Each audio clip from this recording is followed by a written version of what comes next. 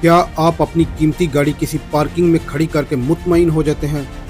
اگر ہاں تو گجرات میں پیش آنے والا یہ واقعہ آپ کو چونکا دے گا۔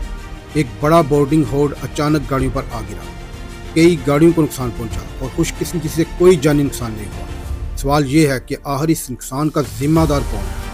ناظرین، گجرات کے چناب ٹول پلازا کے قریب واقع مشہور coffee shop the coffee bean and tea leaf کی حالیہ اوپننگ کے بعد ایک ناخوشگوار واقعہ پیش آیا۔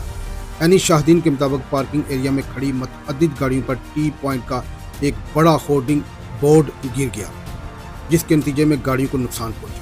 خوش قسمتی سے اس وقت گاڑیوں کے مالکان یا دیگر افراد گاڑیوں کے اندر موجود ہیں، ورنہ معاملہ صرف مالی نقصان تک محدود نہ رہتا۔ ناظرین، اب بڑا سوال یہ ہے کہ ذمہ دار کون ہے؟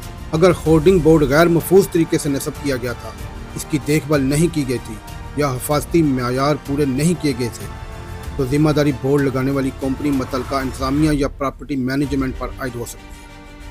قانونی طور پر اگر کسی ادارے یا کمپنی کی غفلت کے بعد شہریوں کی املاک کو نقصان پہنچے تو متاثرہ افراد معاوضے کا مطالبہ کر سکتے ہیں۔ یہاں انتظامیہ سے کچھ سوالات ہیں۔ کیا ہورڈنگ بورڈ کی فٹنگ معیاری تھی؟ کیا تیز ہوا یا موسمی اثرات کے باوجود حفاظتی معائنہ کیا گیا تھا؟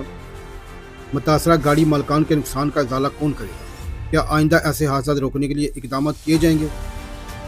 اور دوسری طرف سے عوامی مطالبہ بھی سامنے آیا۔ متاثرہ شہریوں کا کہنا ہے کہ اس وقت واقعے کی شفاف تحقیقات ہونی چاہیے اور جس کی بھی غفلت ثابت ہو اسے نقصان کا ازالہ کرنا چاہیے تاکہ مستقبل میں کسی شہری کی جان خطرے میں نہ پڑے۔